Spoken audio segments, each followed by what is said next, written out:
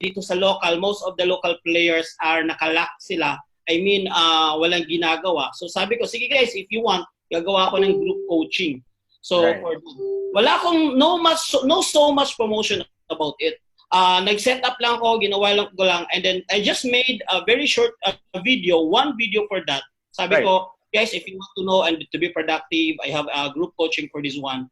And in less than 1 day, in the span of 1 day, I already generate more than 100 paid participants or students dahil dun sa nangyayari. Wow. You know, when you pick up yourself and you make a decision to do something about this thing, maraming mangyayari sa buhay mo. Wow. And I'll go back to you, Jay. Tama yun, Narz, kasi napapansin ko, we have ideas. Sabi ko, sige, magbabounce back ako. Tapos, meron lumalabas na idea sa utak mo para i-respond doon, para makabuild ka ng something, para makapag-earn ka. However, ang nag-stop down din sa atin is our delay. Natatakot pa rin tayo, baka hindi mag-work. Kasi nga, wala namang pera yung mga tao ngayon because they're losing money because of what's happening. Pero, you went for it pa rin, and then, hindi ka nag-assume na hindi mag-respond sa yung tao, pero nag-respond sila, and now you have 100 students for your coaching. Tama ba ako?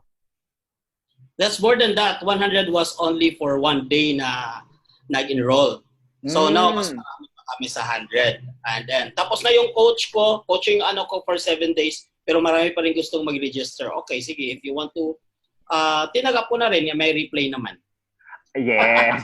Pwede mong i-play again, ano? And yun ang gusto ko ma-realize ng mga tao. Don't assume that the market is closed. Don't assume that people are closed-minded now because of the crisis. Actually, maraming tao ang gusto mag-bounce back. Baka ikaw pa makakatulong sa kanila because you're willing to help. I love that. How about you, Jason? Anong ginawa mo at ano yung mindset mo approaching this? Anong ginawa mong side hustle?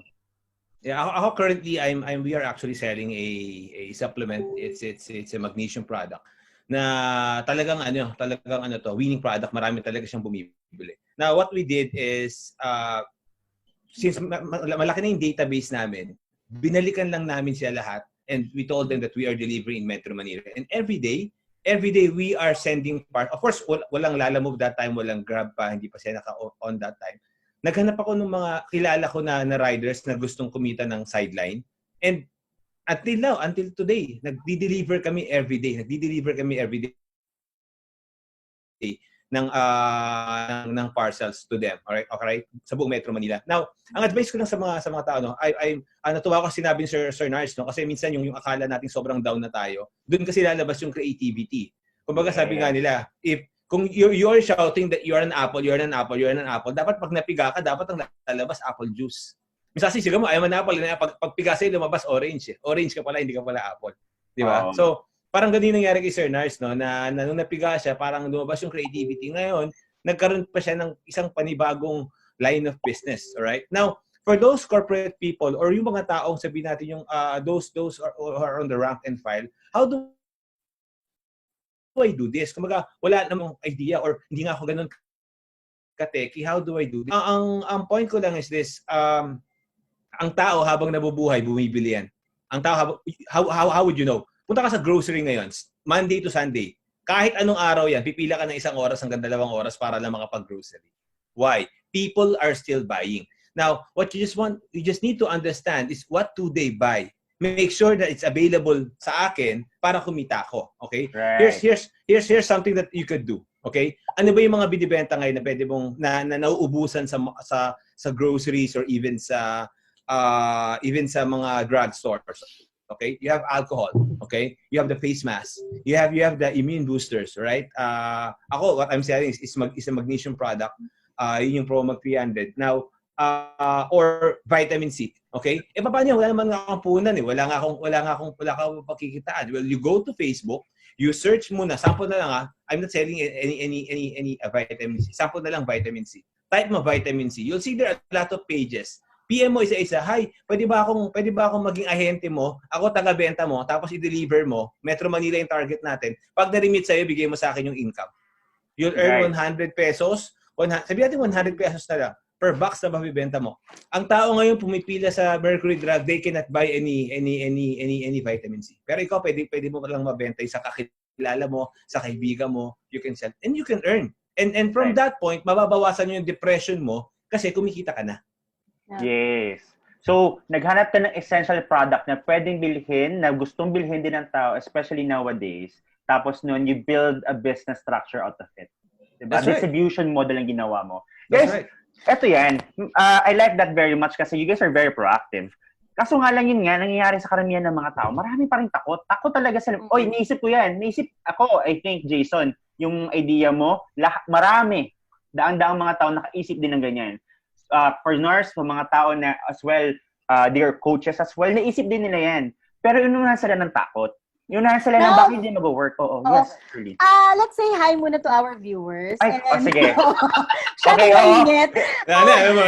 Ready na tayo. Actually, sandali lang, Shirley, ha. What I'm doing right now, what we're doing is we're recording this. Kasi ang daming nangyayari. Baka si Lord has plans for this. And actually, I would like also to announce na napansin ko kasi parang every 5 minutes nagka-cut yung live natin. But, I'm continue doing it live so that you can continue talking. Kaya parang medyo na-stress ako on the side. So, siguro yun. Mingi po kami ng pasensya. Hindi po namin kung ano nangyayari kay Facebook or kay Zoom ngayon. But rest assured that we will continue doing live every 5 minutes na makat. Don't worry, we will still do it live. And like what Rav said, we will have this recorded and then we will upload it na lang. Yes. Baka gusto ni Lord talaga na buong-buo na yung pagka-recording sa kanya tapos i-upload natin mamaya on a better time. No worries po. Siguro ni Lord, sabi niya, parang mas-stress ka naman ng konti, Shirley, kasi medyo chill.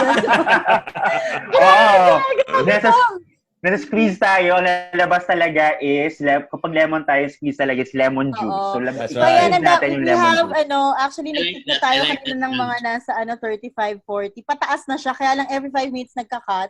Pero anyway, hello sa lahat ng mga nag-aano sa atin, nag-watch ngayon. Si Shirley May, Adela, si Juhaira, Sarah, Sir Narz, and then Karen. Ayan. Hi guys! Hi NBU fellows and our friends, hello po, magandang tanghali sa inyong lahat. Ayan. Sobrang init ang pag-uusap natin, ang init din ng Facebook. Every 5 minutes talagang kinakat. Stressful. So, Shirley, you have a question? You wanna share a question? No, I was actually enjoying listening to you. Multitasking. Element ka talaga ngayon. Kaya lang hindi ako makapag-focus talaga dahil alam mo ko ito, nag-end na naman. So, yeah, go on. Sige. Tuloy natin ha. Yung para ako, I'm very fascinated about what you guys are doing. And talagang it's a clear na you guys are always you have this resilient mindset at bumabawi kayo. Mm-hmm. Karamihan sa inyo, so yung sinabi nyo nga, Jason and Narz, meron kayong idea and you guys acted on it. Pero karamihan sa akin, I'll be honest with you, I am suffering with that fear na baka hindi mag-work tong idea na to. So, how do you respond to fear? Na nagkakaroon kayo ng fear ngayon, paano mo siya i-manage at paano kayo nagpo-push pa rin na gawin yung idea ninyo? Go ahead, Narz. Okay, thank you. That's a very good question. For me, since wala din naman akong ginagawa, I'll just try to be productive. Everything, I'm following the Newton law of motion. Okay, what's the Newton law of motion yan? In every action, there's a corresponding reaction. For me, actually, when I go back with my story, sabi ko sa wife ko, Mami, paano kung walang mag-enroll? Paano pag 10 lang? Sabi ko, sige, kung 10 lang, okay, at least meron akong 10 matutulungan. Di ba? So, but since hindi rin naman ako busy, you know what? Ito yung magandang nangyayari.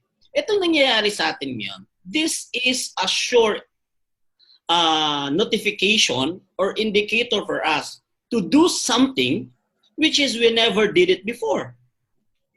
Diba? Kasi we can't expect a different result doing the same thing and doing the same thing again and expecting a different result. According to Einstein, that's insanity. So, naging focus lang ako na hindi ko nakita ganun pala kalaki ng result na pwedeng nangyari sa akin. But for me, nag-focus ako na I want to do something na productive ako. I tried to watch a series. Hindi ako nakatapos. Sabi ko, it's not for me. Naboboard ako. And then I tried to rest and to sleep. Sabi ko, I just want to do something. Yun lang, may ginawa lang ako. And then for those employee, ito yung advice ko sa inyo. Kung hindi man kayo hindi man kayo busy ngayon, wala kayo sa trabaho, I suggest you do something. Maybe you need to learn something new. Maybe you need to upgrade your skills. For instance, you are accounting staff in your office. So I would say this time is best way to upgrade your learning. You can learn about the tools in accountancy and the new system that well, sabi nga ni Jay kanina, because of the power of the internet, marami tayong pwedeng gawin. In fact, at this very moment, in this very day, maraming kumikita ng milyones kahit the world suffer from this pandemic right now. So, ang pinakaunang tip ko doon, just do something productive. Siguro sir, ako if I may add, no, maybe sa mga business people or even in e-commerce, kahit siguro sa ang business yan, especially din sa mga small, medium enterprises, it's also very important to do the planning now, which hindi natin siya nagagawa, especially kung talagang lubog ka na with the operations, like yung mga goal setting, yung mga simpleng goal setting natin, ano ba yung target natin for this month, and then ano yung mga strategies. So parang business planning as a whole. Kasi ito yung kapag ka nasa operations tayo, ito yung hindi na natin siya talaga nagagawa eh. So maybe ito yung, kaya talaga nagkaroon ng pandemic para din magkaroon din ng reassessment din kung tama pa ba yung ginagawa mo with the business. And then siguro kung ikaw din yung tipo ng tao pagdating sa business mo, hindi ka rin masyadong matingin sa cash flow mo, or hindi ka masyadong mabusisi with the remittances, yung mga RTS mo, baka it's the time also na kailangan pag tingnan mo na rin kung nagkakaroon ka ngayon ng time para magkaroon ng check and balance dun sa business mo. So, isa siguro yung way na pwede tayo maging productive. Yes, that's true. That's true. Jay, ikaw, when it comes to fear, paano mo to paano mo nilalampasan ang takot mo? May idea ka, may iba natatakot, paano mo nilalampasan? Ako siguro yung saan ba nanggagaling yung fear? Alright? So, sabi mo ngayon, yung mga tao ngayon matatalino, especially millennials na expose sa internet. They've seen how people, and right now, di ba, parang napaka-in nung entrepreneur, everybody wants to become a CEO, right? Di ba? Yung nga lang natatakot sila. Now, natatakot sila, why? Natatakot sila because they're doubting themselves na magagawa ba nila yon, na magiging successful ba nila yon. Una, siguro i-address ko yung doubt. Kung nagdududo kang gawin yung isang bagay, try natin baliktarin. Kasi yung pinagdududahan mo, iniisip mo agad negative yung mangyayari. What if positive yung mangyayari? Kumbaga parang may term nga kami na pagdudahan mo, yung duda mo. So baliktarin mo. I love that. Pagdudahan mo, ang duda mo.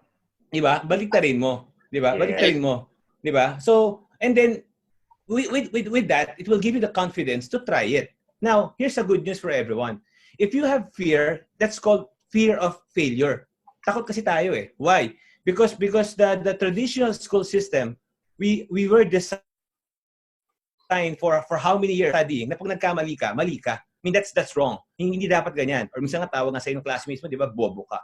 Which is not. In life, you only learn when you fail. Di ba? Right. Actually, here's the good news for everyone. For those people who's gonna try something new now, good news is 99% you will fail. Yes. Bakit good news? Kasi bakit? You're trying something new. Okay? A little science lang, no? Yung brain natin, it is 86 billion neurons. These are like wirings. Now, if you do something new, you are actually rewiring your brain. Now, since bago to, definitely mag-fail ka. Parang bata, di ba? Pag yung bata naglakad, di ba? Wala akong nakitang bata na first time naglakad, tumakbo na agad. Babagsak talaga siya. So, nung bata pa lang tayo, alam na agad natin na babagsak yung bata, pero still, tuloy-tuloy, eventually, nag-succeed siya. Right. Same with us right now. If you try something new, definitely you will fail. But in failure, you will learn. With continuous effort, you'll get better, and then you'll succeed. The good news is na-extend yung quarantine. Mas mahaba yung panahon to try and try and try. Nung natapos yung quarantine, ayan na, successful ka na after ng quarantine. That's true. I agree. I like that very much, pare. So talagang Okay lang yan na natatakot ka. Okay lang yan na mag-fail ka kasi natututo ka. That's right. Okay lang yan. It's a perfect time for us now during the quarantine to try out your ideas. At saka, if it fails, move ahead. Kasi, ibig sabihin, you learn something new and you are closer to success than you know it. That's Guys, right now, there are people who are, are looking for steps, looking for how-tos. How do I bounce back? If you could provide us bullets, itong step 1 gagawin mo, step 2, step 3, ano pwede magawa ng mga tao ngayon who are now still at their homes, fearful, pero they want to do something about it? May I ask you first, Narz, ano yung pwede namin gawin, step by step? Yeah, that's a very good question. I love that question. Nangyayari din sa akin ito eh. So, nung nasa bahay na ako, nung parang ayaw ko na manood ng movies, ayaw ko na, tinanong ko sa sarili ko, what's on my hand? Anong nasa akin ngayon? Anong nasa akin? Anong pwede kong magawa? So, ang nasa akin ngayon is I have time. That's number 1. And then number 2, I have internet. So, doon ako magsimula. Kasi I have those things eh. I can't look for things na wala ako. For now, nasa bahay ako, I have a lot of time. And then I have internet. So, doon ako nagsimula. So, yung advice ko sa inyo, ano yung nasa inyo ngayon? What you are good at? Anong gusto mo? Ano yung hilig mo? Ano yung passion mo? For sure, meron kang time. If you're not frontliners, then meron kang time. So, for sure, meron kang internet. O kung wala, you can easily get into the internet. And then, start learning. I can't guarantee na agad-agad kumikita ka, but I can't guarantee that if you do something, you will gain something. Hindi man ngayon, but definitely, that's one way of preparation also in how you bounce back yourself. Kasi at least when these things end, you are ready for new challenges in our life. One thing and for sure, maraming pagbabago in e-commerce. New products will rise up. New strategies will be rise up. Sa mga tao, iba-iba yung perspective. Pero for you to start, tanungin mo sa sarili mo, ano yung inventory ko ngayon? What do I have? Kasi I learned this one from the Bible. When Moses have a very problem sa mga tao, wala silang mainom. Sabi niya, anong nasa iyo, Moses? And then Moses said, I have a staff. Also, you hit that staff on the rock. So that's a principle. Kung anong nasa iyo, try to work with it. Wow. Nice. Yes. Start with what you have. You don't have to get investments muna ngayon. With what you have right now, you can do something about it. That's right. I love that, brother. And also, I want to point out what you said earlier. Before, nabibisi ka nanood ng Netflix pero you didn't like it anymore kasi you want to move, you want to do something productive.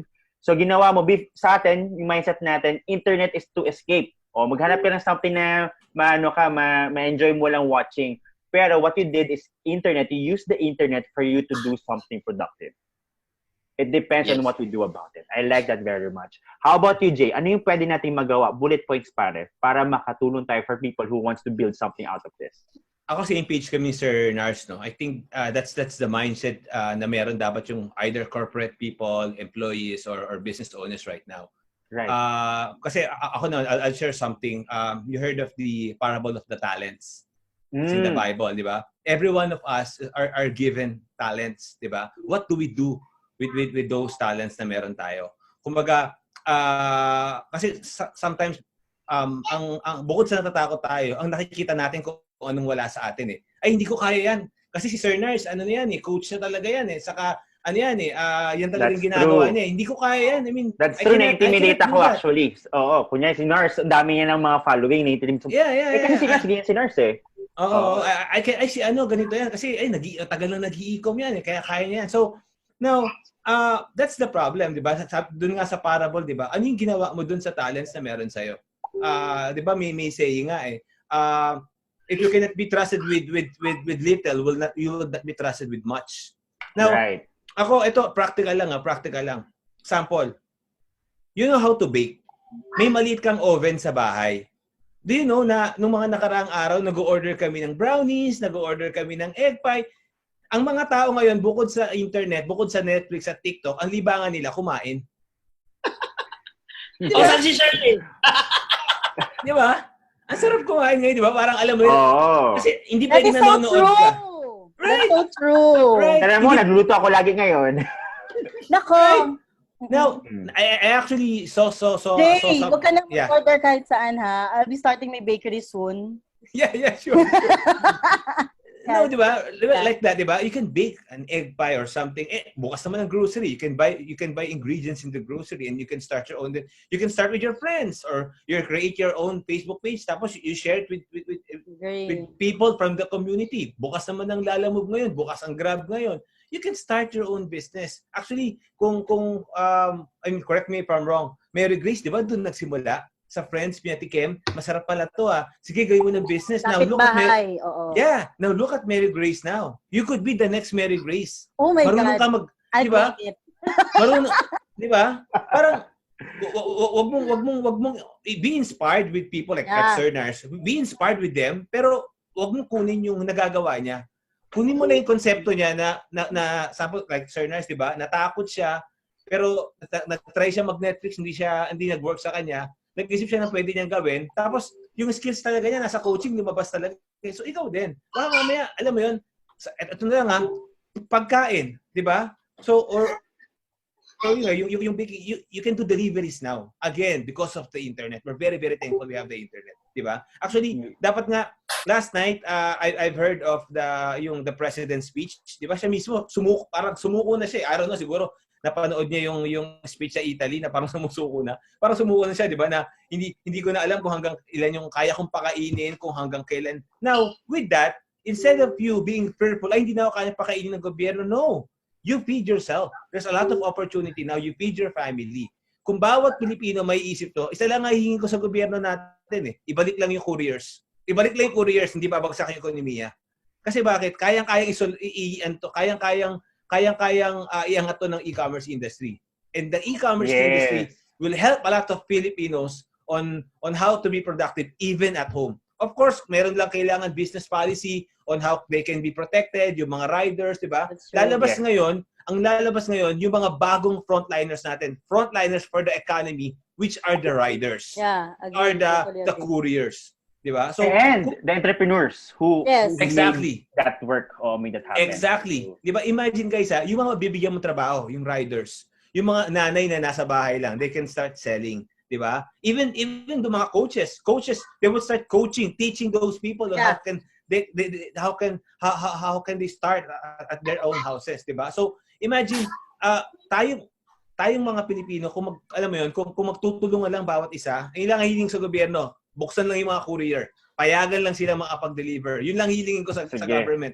I-send natin itong message na to sa government special request. DOH. Office of the President. Office of the President. Yeah, no, right. For me, I'm with you with that. That's true. Yeah, for me, that's the only thing that we need from the government right now. We stand on our feet. That's the only, kasi, and I think, Jane, if I may add, parang all the businesses talaga ngayon, na-realize na nila how important it is yung online, talaga, online business.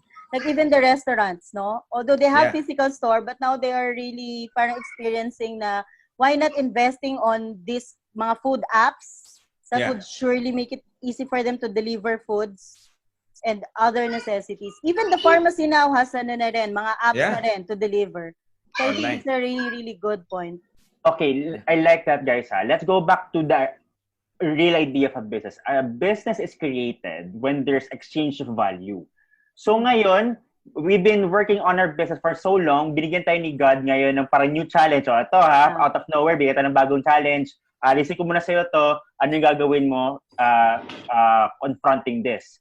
So ngayon, nagbago yung needs ng tao drastically. So as businessmen, as entrepreneurs, what you do is to respond to that new need ngayon na kailangan, and then you can create value. The point of this business talaga is to help people, exchange of value. So ngayon, as entrepreneurs, and even if you're not an entrepreneur now, you're an employee, it's not about, you're an entrepreneur and I'm not an entrepreneur. Anything that you can do to help other people through an exchange of value, that is entrepreneurship. You can help people, and that is through entrepreneurship. That is through doing something, reacting to your ideas, making your ideas happen, so that you can help other people become better, feel better, and eat really good stuff. If you have an idea for a food, why not? Right? Yeah, so that's it. Add ko lang sinabi Sir Narz kanina, no? Kumbaga parang halimbawa may ipon, I'm an employee, pero may ipon naman ako. So I don't need to force myself and I don't want to sell anything online. Okay? Now, sabi ni Sir Narz kanina, 'di ba, about dun sa accounting staff. Now, look at this. For all the employees, you are being paid by your company depends on the value that you give to your company. That's true. Right? Now, you want to earn more. Simple lang, you have to give more value. Now, dati hindi mo magawa yung malaking value na yon kasi hindi mo alam. Now, you have the internet and everyone right now is very, very generous, giving their knowledge, their coaching for free. This is the best time. Kung hindi ka naman, ayaw mo magbenta, ayaw mo kumita ng pera, it's okay. This is the best time para pataasin yung value mo. Para after the quarantine, you have now more value. Now, you can ask for alam mo yun, kung paano i-reciprocate sa'yo ng company yun. I like that. Diba? Maybe you can work with your company. Yes. This is also the time that you invest in yourself through learning so that you can be paid more after the quarantine. Exactly. That's true. Guys, ang dami ko natutunan sa inyo. And definitely talagang nagbabaga yung mga yung espiritu niyo. Parang feeling ko, Ralph, kailangan natin to ng part 2. Oo, pwede ito part 2 review at saka more ideas. Parang naka-focus talaga tayo. And that's true. I like then also, guys, na you share the Bible analogies. I think you've been getting this hope and inspiration coming from our Creator. If can I ask, let's go a little spiritual, kasi I think on everything we do, that's spiritual. This is when we make a business, a spiritual way for us to help other people. What is maybe an analogy from the Bible, maybe an excerpt there that is keeping you strong during this time? So let's start with you, Narz. Yeah, that's very good. I like that one. The first 1 week of our situation, I'm reading the story of Joseph. You know, the story of Joseph is the story of failure and success. Unang-una yung lesson niya doon. Si Joseph, kung hindi siya tinapon at hindi siya bininta doon sa mga traders as a slave to Egypt, hindi siya magiging governor ng Egypt. Sorry. And pangalawa, kung hindi siya pre-name up doon sa asawa ng hari at hindi siya nakulong, hindi niya mamimit yung right hand ng king, which is a baker, at hindi siya ma-introduce doon sa king. In other words, it's very important that these things na nangyari sa atin ngayon, kagaya ng nangyari kay Joseph, those things are parang redirection ni Lord sa atin for a greater purpose on our life. Imagine, and then I realized na yung reason pala ni Joseph na bakit siya tinakwil sa kapatid niya, na-frame up siya dun sa amo niya, doing all his best na frame up siya, at hindi pala parang lang siyang gawing governor. Ang reason pala nun, para during the time of crisis, matutulungan niya, una, yung pamilya niya, ma-preserve ni Lord, yung lineage ni Abraham, which is ang papa niya si Jacob, yung mga Israelites, ma-preserve dahil at that time may kakainin sila. Number 2, para ma-preserve yung Egypt. So the story of Joseph is how they thrive in the middle of crisis. Naging nag-thrive sila. In fact, yun yung time na yun that they acquire a lot of properties, nagta-thrive sila in the middle of crisis. So, niyak naman ako dun, bro. Marana na ako. Teary-eyed. And that's true, no? So there's a bigger plan that we don't know. And it's important that this time we really look at the stories from the past, because this already happened before in different ways. I love that, Narz. Thank you very much for sharing that, pare. Let me ask you, Jay, how about you? Is there anything that from the Bible that has really been giving you hope and motivation? I'll share something that I've learned in one of the, kasi I like Sir Narz, no? Ang hirap ngayon talaga, lahat napapakinggan mo, lahat negative talaga. So you really have to it's your responsibility kung ano ipapasok mo sa mind mo. Kasi that's what it's called information. What you put in is being formed. Information, okay? Information, it creates your imagination, 'di ba? So kaya kapag puro negative yung pinapasok mo, mas negative yung mga naiisip mo, all right? 'Di ba? So Kaya kahit hindi once in a while nanonood kami ng mga teachings ng mga pastors ng ibang pastors sa which is kaganda ng YouTube na ngayon, di ba? So naalala ko lang yung sa mga teaching ng mga ng pastors ko dun sa church ko, in New Life. Tinuro niya doon yung think from the throne. Di ba? All of us, we're already kumbaga anak tayo eh. Kung anak ka ng hari, iba ka mag-isip. Yeah. If you think from the throne, iba ka mag-isip. Parang look at this. Halimbawa, nando ka sa tallest building, Burj Khalifa, okay? Doon ka sa tallest building, okay? Nasa tallest building ka. Tapos nasa baba, may jeep nagbanggaan. Binanggaan ng jeep yung sakyan, alright?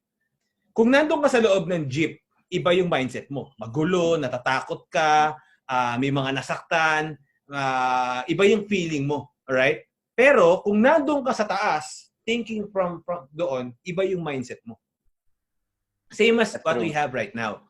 If kung nandito ka kung I know that we are in a pandemic times right now. I know mahirap ang buhay ngayon. Pero dapat yung mindset mo hindi ka dapat nandito, dapat nandun ka sa throne. How can I succeed from this? Kasi right now, if lalo na, 'di ba, yung mga napapanood mo, government, ganito, corruption, etc., 'di ba? Fear, 'di ba? Fear. Ang mangyayari ngayon, makikisawsaw ka dun sa mga nagrereklamo, yung mga nagsasabi ng ganito, 'di ba? So, pero if you are thinking from the throne, una, siyempre, you feed yourself more with more faith, okay? Because that's the truth, eh, 'di ba? Kumbaga, the same God, there's actually a song to before you move forward, you look up on your shoulders and to see where God has brought you. The same God who has, sabi nga ni Sir Narz, 'di ba? The same God who has helped Joseph during the time na nasa pit siya, during the time na nandun siya sa inakusahan siya ng rape siya, during the time na nandun siya sa prison, is the same God na yun din yung nagpa-promote sa kanya. If you're seeing people right now who are very, very successful, remember this, guys. You have the same God. The same God who has helped those people. Amen. Okay? Yeah. The same God is gonna help you. The question is, what do you do with the seed that God gave you? Lahat tayo may seed eh. What do you do with that seed? Before you look at others, you look at yourself. Ano ba yung dapat kong ginagawa ngayon? Ano bang meron ako ngayon? Diba? I love that very much. There's this guys, diba? There's this mindset na you cannot control what is outside of your control, yes, but you can definitely control what is in your control, and that is something you can do. And using that kind of thinking, using that kind of analogy, what can we do now, guys? So let's we're going to wrap this up in 15 minutes. What can we do now para we can move forward? I know you've shared this before earlier. I know you've given us these ideas. Pero for people who's somehow, they're confused, they're scared, they're fearful of things outside their control, what can we do now to motivate people? Guys, it's okay to feel that way. Pero now, because you realize we can only do so much, what can we do with what we can now? Let's start with you, Narz. Okay. For me, everything is a mental battle. This is a mental game. And there's times of crisis you need to use your mind with this one. This is a mental battle. I love that answer. Yes. Eliminate your sources of fear and cultivate your faith. So, ano ba yung mga and besides, remember this, please don't complain and please don't grumble. Kasi yung mga nag-complain sa Bible, hindi nakapunta sa promised land. Hindi nakasurvive. So, kasi when you do a lot of complaining with the government, it's not, well, I'm not defending the government. Because when you do something that parang you feed your mind, dun tatakbo yung isip mo eh. Dun mag-work yung isip mo eh. But for me, ganito, I eliminate my fear. Most of the screen ko lang yung hindi ibig sabihin hindi ako makikinig ng news. Konti lang yung time, yung screen ko lang, then I cultivate more on fear. With that, instead of spirit of complaining, nangyari sa akin yun. Yung parang naging thankful ako, Lord, maraming salamat. Parang naging more on gratitude din nangyayari sa akin eh. So naiba na yung perspective ko.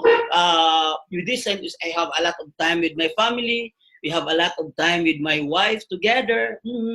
And then... Nako, baka after 9 months, merong bagong baby nurse, ha? Tapos marami kang pending projects na gusto mong gawin. Like for example, marunong kang magsulat. Busy ka dati kasi you're so busy with your time pero gusto mo talagang magsulat. Now is the time that you write your own composition. I have this one employee, marunong siyang magsulat, mahilig siyang marap, pero busy siya sa trabaho niya. Alam mo yung ginawa niya? Gumawa siya ng kanta, gumawa siya ng video, and then ngayon, nasa YouTube na. Marami ng those things na gusto mong gawin before, pero hindi mo magawa kasi wala kang time. Ngayon, may time ka na. Let's say another for example, si Hi Everything, di ba? Si Hi Everything is just a funny girl. Pero I'm sure parang there's a genius behind her kasi parang plinano niya kung paano siya maging trending sa sa media and ensure this will generate a good viewers from this one and then pwede niyang yung mga videos niya mo-monetize niya. So marami tayong gustong gawin before tapos hindi natin magawa kasi busy tayo. So ngayon, pwede na nating gawin. Importante guys, may gagawin ka lang. Ayun. Meron kang mata-channel. That's right. True. Narz, I love what you said, yung first mental game. This is all a mental game. It is happening, hindi naman natin ni-resist talagang may nangyayari outside of us. Right now, the one thing you can control is your mind. So it's a mental game. You can choose now to focus on what can help you para hindi ka ma-stress. Eliminate the stresses. Do not complain as much. I know there are people who complain. I complain. Well, then maybe that's my nature. Not complain talaga directly against the government, but really, what can you do? Constructive ako. Because I really need talaga to start, to make people think in a different mindset. Pero I like that very much, pare. Thank you for sharing this. Mental game. It's a mental game. How about you, Jay? For me, di ba sabi ko kanina nga na you have to see what you have. Before you can see what you have to be thankful with what you have. I love that. Gratitude. Yeah, hindi mo kasi makikita kung anong meron ka pag hindi ka thankful eh. 'Di ba? Kasi lagi mo makikita kung ano yung wala ka, right? Parang ganito. There's a lot of people na linggo-linggo nagrereklamo sila, ang dami nilang nilalaban. Kung marami kang nilalaban ngayon, you have to be thankful. You know why? There's a lot of people walang nilalaban kasi wala silang pambiling damit. Tama. Di ba? May mga tao ngayon nagrereklamo, butas yung sapatos ko, 1 taon ko na to, 2 taon ko na to ginagamit. Be thankful. Bakit? Yung ibang tao hindi makabili. May pambili na sapatos, hindi bumibili kasi wala silang paa. Di ba ngayon, gagalit ka, corrupt yung government. Ano gusto mo? Corrupt o gera? O, di ba? Corrupt na lang kesa gera. Be thankful. Pagkadating yung ng North Korea dito. Di ba? I mean, I'd rather have our government right now instead of the government of the communist country. I'd rather have the government right now. Di ba? If everyone could just be thankful and do their part, trust me guys. Kahit sino pang gobyerno, sino pa iupo mo dyan guys, we will all be successful. You started first with a gratitude mindset every day. Okay, every day. Una magpasalamat. Di ka pa nga isipin mo, di ba? Madalas to eh.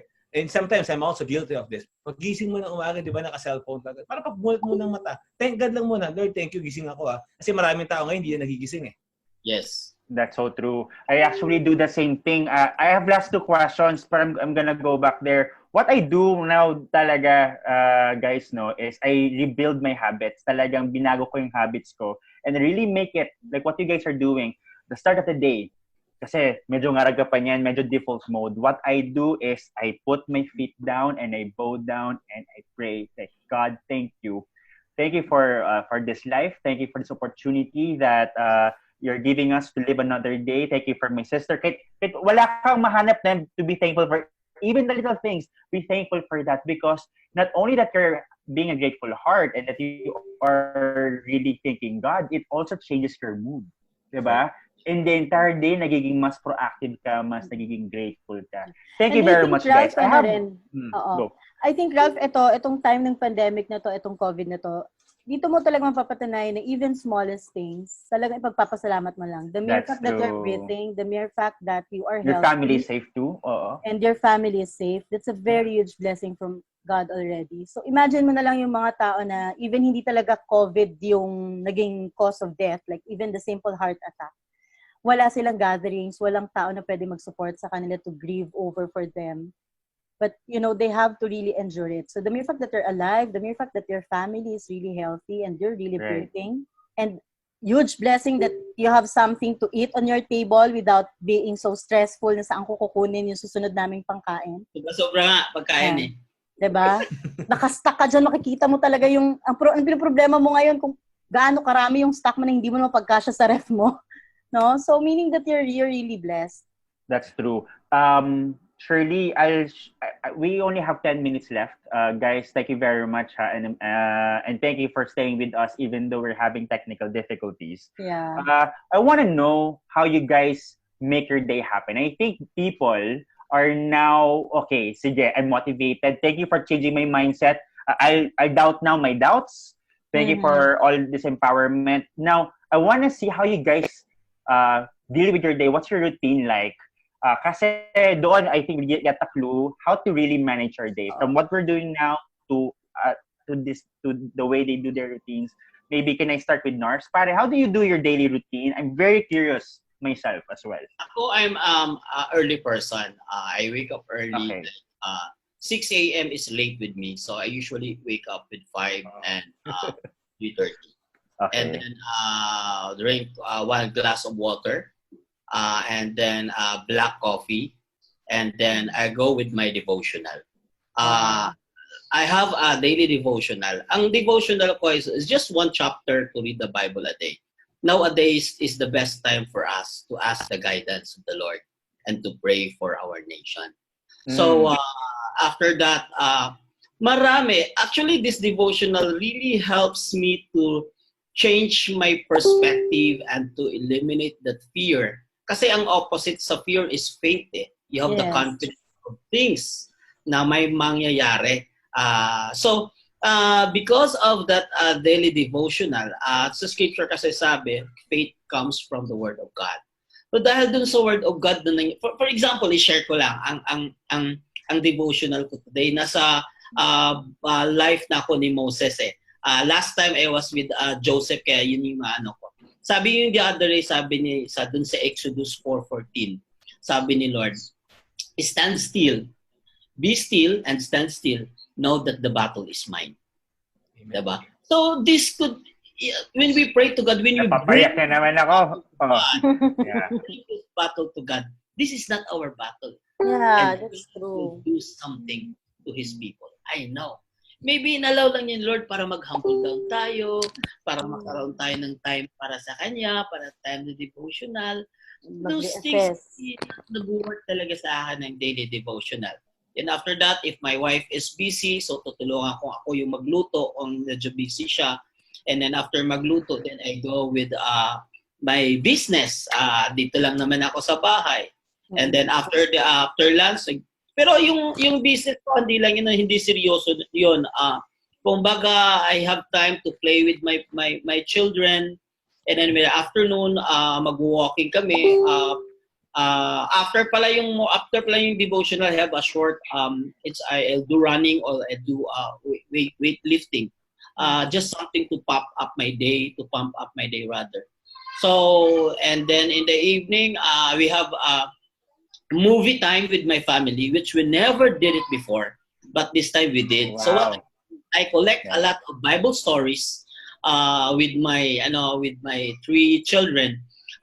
We start with the story of Joseph, and then the Prince of Egypt, and then doon ngayon sabi na, Daddy, mamaya anong movie natin? So nauubusan na kami ng mga animated film for that. But just like manufacturing, di ba? Okay. Ng daily devotional sa family niya. Everything nang nangyayari kaya hindi natin kaya to eh. You saw what the ano ng gobyerno. Parang pagod na yung presidente. Guys, hindi natin kaya to. That's true. But when you raise this battle to God, when you raise this battle into supernatural being, God will do a miracle into our nation. Oh, Amen. that's really, really true. Bro, pwede ka na mag-pastor Narz, no? Pastor Narz.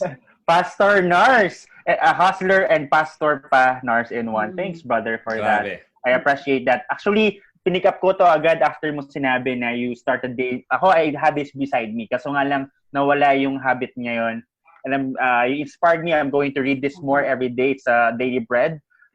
For us to get inspired. And Rob, if I may add, there are also devotional na talagang specific for kids, ha? Para you can also share that. Share that. That's true. Okay, how about you, Jay? How's your day like? All right, ako pagkagising, I pray. Short prayer lang ako na thank you Lord. Una-una, buhay kami. Walang problem sa family ko. And after that, breakfast, tapos start na ako ginagawa ko ng business. It's either I learn something sa YouTube, or since tumatakbo pa rin yung operations, pero kabilang ng wife ko yung nagpapatakbo right now, yung hindi na kami nag-ads pero tuloy-tuloy pa rin kasi yung mga nag-orders, pinapatakbo namin yun. And then lunchtime, after lunch, yung kids ko kasi meron kaming deal sa kanila. Kumbaga, siguro nakita niyo yung pinost ko, no? So, yung deal namin sa kanila, kailangan pag magising nila ng umaga, they have to read the book na binigay ko sa kanila. So, yung panganay ko, my eldest, is reading the book from Jason Law, yung about dun sa strength. Yes. Diba? So, she's just 10 years old. Sobrang natutuwa siya kasi parang, ay dad, influencer pala ako. Dad, dominant eagle ka pala. Si mami pala, ganito pala. parang natututo siya, natututo rin ako na parang, nga, no, parang tama, no, yung strength sa weakness na yun, that's me, di ba? Tapos parang, alam mo yun, tapos 2 o'clock, mag-sharing na kami, yung isa ko naman, yung 6-year-old ko naman, siya naman yung mag-share naman about a science book, alright? So, 2 o'clock to 2:30, mag-share sila. Ang usapan kasi namin doon, they have to pass the test. Of course, wala namang bumabagsak doon sa test na yun, di ba? They have to pass the test, so they really have to give a book report to me on that chapter na minasan na. And then after that, from 3 p.m. onwards, they can do their cell phone time na. All right? So, and then during their cell phone time, it's either I play with my youngest or continue with what we're doing with the business. And then, sa gabi, they have this devotional book which is binigay sa akin ng friend ko, yung sinasabi nga ni Shirley. Every night, they read this devotional book. Tapos, dalawa sila, pareho silang girl. Okay? Tapos, we talk to them, pinapaliwanag namin sa kanila kung paano yung mga learnings sa book na yon. And then we pray as a family. Alright? Tapos after done, before kayo matulog, meron kaming movie time ni wifey, Netflix. Okay? So, pero maganda yung sinabi ni Sir Narz. I'm gonna do that. I'm gonna download animated movies para pati yung kids kasama, di ba? I'll do that tonight. Okay? Thank you for that. That's true. It instills with them wisdom, no? Nakakatuwa. Wala kasi akong kids, guys. So, sige. Alam mo na, pinakikita ko sa kanila, no? Parang itong COVID din na to, papakita talaga to na paano ka din talaga magiging creative na parent. That's true. Nakita ko rin yung kay Shirley. Oo. Hindi nauubusan na. But, pag nakita mo kasi sila every morning yung energy nila na parang they're asking for more na, okay, tapos na ba yung challenge mo? Kasi parang the challenge is dapat hindi talaga sila mababad with the iPad and diba? Yeah, that's why they have time. Pero ikaw sa parent, kailangan ganun ka rin. Hindi ka rin nila dapat makita lagi ka nasa phone. Yeah. That's true. So, kailangan maging creative talaga. Lead by example. Magta-tumbling ba kami ngayon? Mag-ano ba? So, yeah. Kaya masaya. Magiging assistant mo na sila sa baking mo ngayon, project mo. Yes. Actually, ngayon may bago akong pinatupad sa kanila. Every after my live, sabi ko sa kanila, dami ko kasi natutunan dito. So, sabihin ko sa kanila, parang laging share ko sa kanila kung ano yung natututunan ko. Right. So, at the same time, sila din dapat ngayon, magtuturo din sila sa akin. So, anything na gusto nilang ituro, like my niece, she wanted to talk about the BTS. So, kahapon nakilala ko na yung mga BTS. So, na ako, Army mommy na ako. Army kasi yung tawag ng fans ng BTS. Yung very sikat na Korean. Tapos may exam din silang ginawa. So, may eldest naman, ang ginawa niya kahapon is, nagturo siya about World War I. Kasi he's really more of the war. Nice, So nice, ngayon, nice. he's going to teach us about guns. So let's see. Kung bukas makapamba. No, that's good. That's interesting, Shirley, to keep our Ingat ka, children Shirley, safe, baka maputukan ka. productive. The bomba na, Sir Narz. Okay, guys, sobra ko ng dami natutunan. If I could have all day discussing with you guys, I would. And I think all of our viewers who's watching right now, ang dami natutunan. Ako, umiinit na yung aking puwet para I wanna do something about my ideas. And then have more faith. Ako siguro, last question siguro. I think last question ko. Kasi di ba parang you are all very positive in life. We all know that. But as a human being, syempre dumarating din sa point na kahit na sobrang dami mong faith kay God, nandun pa rin yung fear. Right? So, tama ba na minsan nakakaramdam din kayo ng fear in spite of very secured kayo in terms of finances, in terms of your relationship? Pero let's face it, di ba? Parang may umaga talaga na hindi talaga maganda yung gising mo, tapos mafe-feel mo na may insecure ka na kaya ko pa rin bang gawin to? So, how would you be able to react on that? Na parang you're going to shift it from being fear to having faith again? I'll answer that. Una-una, balik tayo dun sa this is a mental game. So you need to know, ano yung sabi nga ni Jay kanina, ano yung mga sources ng ano mo. Ano yung mga sources ng reason of fear. And then ano yung mga sources of faith mo. It's like mayroong dalawang sabungero. Ganito na lang. Meron dalawang sabungero. Meron siyang manok na itim. Meron siyang manok na puti. So alam niya sa dalawa, alam niya kung sino yung mananalo doon sa ano. Kasi siya yung may-ari. So kung gusto niya manalo yung itim, so bibigyan niya ng pagkain ng itim, yung white hindi. Pero kung gusto niyang mananalo yung white, bibigyan niya yung pagkain si white, si black hindi. That's all. Wow. So ano ba yung pinapakain mo dun sa mind mo? Is it fear or is it faith? Great. Wow, that's so nice. I love that, pare. Kung ano yung pinafocus mo, mas doon lumalaki. Energy mo kung saan mo gustong ilagay. Well, yeah. Thank you so much for that. Right. And then, positive declaration is very important, especially in the morning. It's saying, Lord, maraming salamat. Yun nga, dapat meron kang gratitude, mindset. Gratitude practice. There's one thing na papasok sa isip, paano kaya pag ganito, paano kaya pag I combat this one with a positive declaration. Na i-declare ko na, for example, baka mawawala na ako ng pera. No, hindi ako mawalan kasi hindi ako pabayaan ni Lord. Something like that. Positive declaration. Actually, the little things that you do daily, sobrang laking impact nun in the long run. So, sobrang sample. Every night before you go to sleep, guilty ako dito, hindi ko na ulit ito nagagawa, dati ginagawa ko to. Every night before you go to sleep, get a notebook, get a journal, write the things na you can be thankful for. Pagising mo ng umaga, you don't feel good, tignan mo na lang yung mga sinulat mo kagabi. I like that.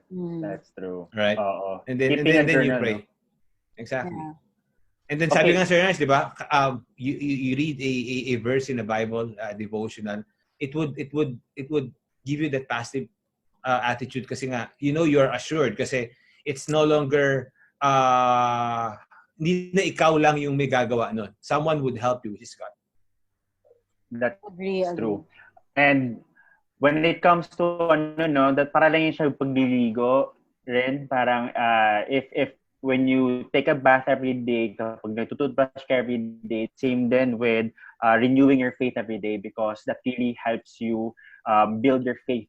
Kasi you won't be strong even if you're strong now, it doesn't mean that you're gonna be strong in the next 3 days. Yeah. That's why you have to renew your faith. One more thing pala. Guys, I've learned a lot from this session. Oh, yes. Narz. Para kay Shirley to, sa question niya. Ako, I never entertain defeat in my mind. Hindi ko tatanggapin. I never entertain. Kasi for example, sabi ng wife ko, matagal na namin practice to, na ano yung, again, yung definition mo, ano yung terminology mo. Sabi ko sa wife ko, bawal yung definition sa atin na wala tayong pera. Bawal. So I don't have a money, wala. So that's one way na I never entertain that. Never entertain. Kung mayroong konting papasok, kill it as early as you can. Never entertain. don't allow defeat to come into your mind because that's how we win the battle through our mind. Totally. Nako, Narz, kailangan mo na talaga ng sarili mong parish, pare. Parang Kailangan, ang naririnig ka namin everywhere. makinig. Oo, ang sarap makinig. Oo. Nako, pag-isipan nyo yan, insinuate ko. Sabi nga, diba, never entertain defeat, entertain opportunities, Narz. Pwede mo tong gawin. Oo. Okay, guys, it's very sad, but we have to wrap this up. And I know ang dami natutunan yung mga viewers natin. This is currently recorded and this will be uploaded tonight. And mamayang gabi, alam ko marami ang ma-excite to start a new day tomorrow. What are your last words, guys, of encouragement for people who feels very hopeless? I know you've shared this earlier, but there's something fun na we can squeeze na lemonade from your lemons. Let's start with you, Narz. There's a rainbow after the storm. This too shall pass. Everything, sabi nga ni King Solomon, there's a time for everything. So lahat ng mangyayaring sa atin ngayon, malalampasan natin to. Kaya natin to. We are equipped to do this one. We are programmed to win. Our heart, our mind, our specification sa buhay natin. We are born to win. So kaya natin to. If you don't entertain defeat into your thoughts, kaya natin to. We will win. We will rise up to the extent na mas maganda pa yung ekonomiya natin after this one. Mas gaganda pa yung buhay natin after this one. And everything happened for a reason. That's right. Amen. Wow, galing. There's always a rainbow after this, and this too shall pass. Love that, brother. How about you, Jay?